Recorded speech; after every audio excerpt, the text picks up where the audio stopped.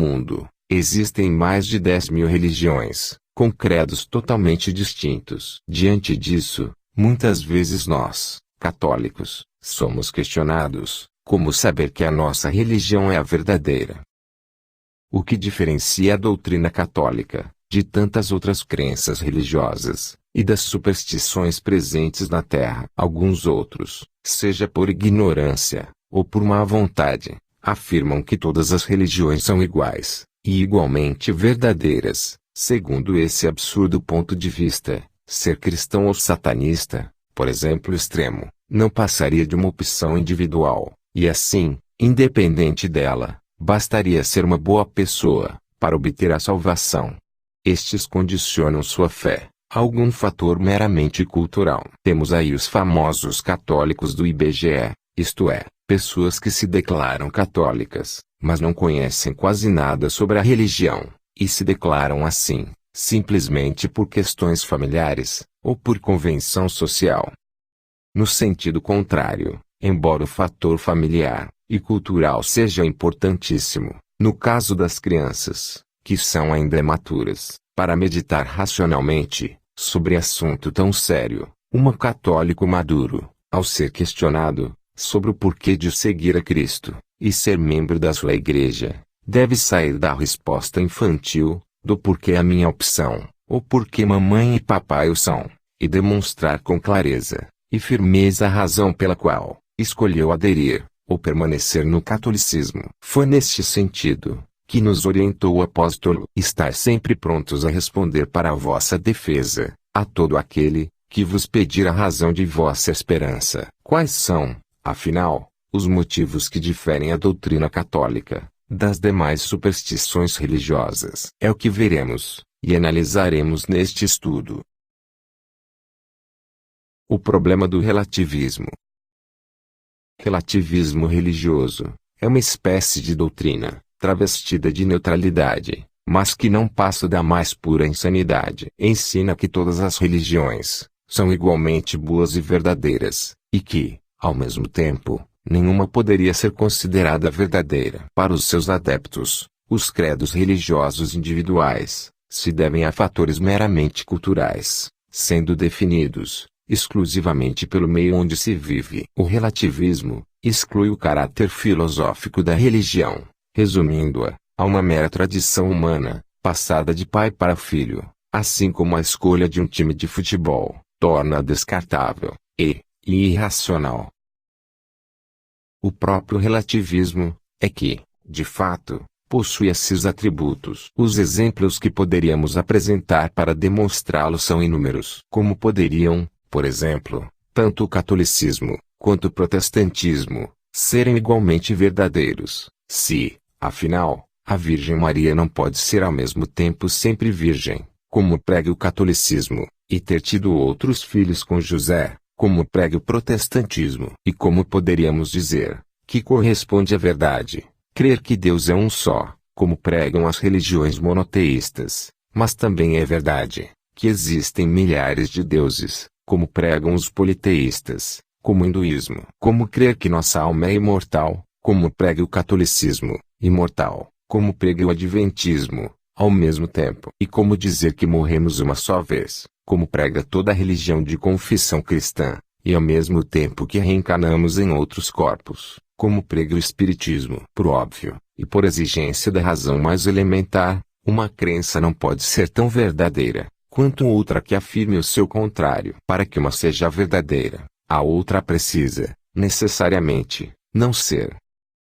Ninguém nega que existam fatores culturais na escolha de uma religião, e nem que determinadas devoções ou práticas religiosas estejam relacionadas a estes fatores. Entretanto, não é isso o que fundamentalmente define alguém em uma religião. Existem ateus, nascidos em famílias religiosas, católicos, nascidos em famílias protestantes, e vice-versa, e por aí vai. Somente o catolicismo. Isso é tudo que um relativista não quer ouvir, mas o que define uma pessoa no catolicismo é um fator puramente racional e filosófico, diferente de todos os outros credos e de todas as superstições religiosas, o catolicismo é coerente. Todas as demais religiões apresentam contradições em suas concepções religiosas, o que as torna incoerentes e contraditórias. Em resumo, um dos grandes princípios da filosofia, o chamado princípio da não contradição, torna todas as demais religiões irracionais, e tiram dela qualquer crédito que lhes seria possível atribuir. É claro que nos serão apresentadas supostas contradições católicas também. Todavia, o católico bem instruído, ou o próprio magistério da Igreja, refutará todas elas com facilidade, e mostrará o esplendor daquela que é a coluna e o sustentáculo da verdade. Para aquele que tem fé. Já os primeiros cristãos utilizavam-se desse princípio, da não contradição, para converter os pagãos. O cristão Hermes, o filósofo, escreveu no segundo século da era cristã, uma obra intitulada Escárnio dos Filósofos Pagãos, cujo intuito era expor as contradições da religião dos gregos, e mostrar-lhes que ali não poderia residir a verdade.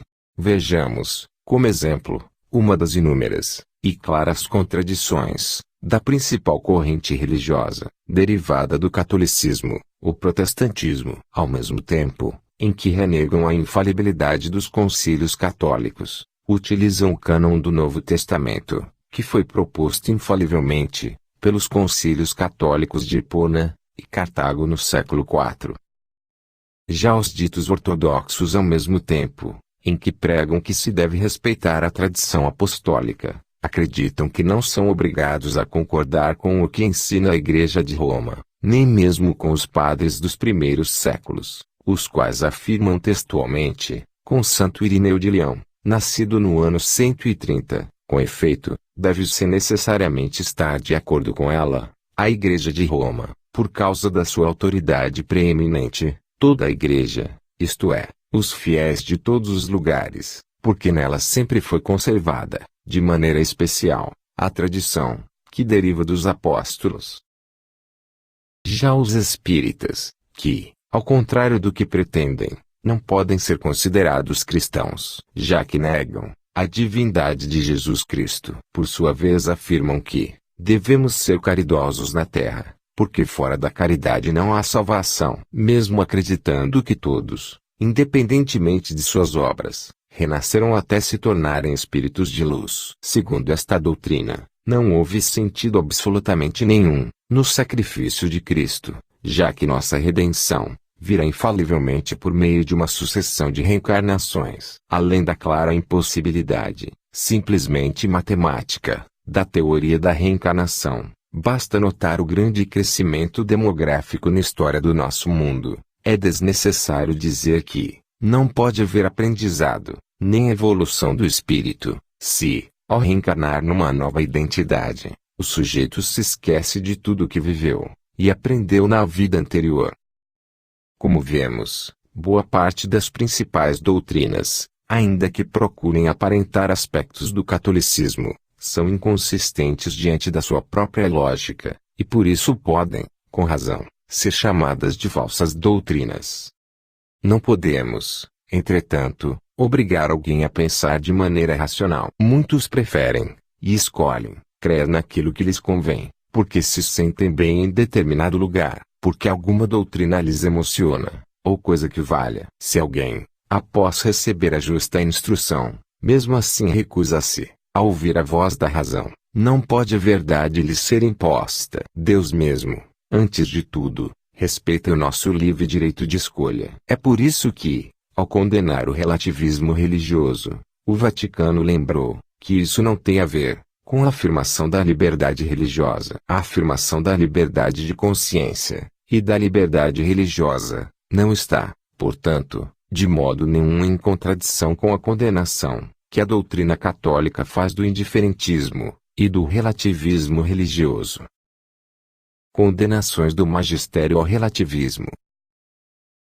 Ao contrário do que muitos imaginam, e, pior, ensinam, o Papa Paulo VI, que presidiu o Concílio Vaticano II, ao afirmar o direito humano à liberdade religiosa, lembrou que o concílio, de modo nenhum, funda um tal direito à liberdade religiosa, sobre o fato de que todas as religiões e todas as doutrinas, mesmo errôneas, tenham um valor mais ou menos igual, fundam, ao contrário, sobre a dignidade da pessoa humana, que exige que não se submeta a constrições exteriores, tendentes a restringir a consciência, na procura da verdadeira religião, e na adesão à mesma. O polêmico Concílio Vaticano II, também foi claro. O Sagrado Concílio professa, em primeiro lugar, que o próprio Deus manifestou ao gênero humano o caminho por que os homens, servindo-o, podem ser salvos e tornar-se felizes em Cristo. Cremos que esta única verdadeira religião se verifica na Igreja Católica. No entanto, lembra a Santa Sé, isto não impede que a Igreja nutra um sincero respeito pelas várias tradições religiosas. Pelo contrário, considera que nelas estão presentes elementos de verdade e bondade. O mesmo fez São João Paulo II, em suas encíclicas Veritatis Splendor, 1993, e Evangelium Vitae, 1995. O Papa Bento XVI, por sua vez, condenou veementemente o relativismo, classificando insistentemente como ditadura do relativismo.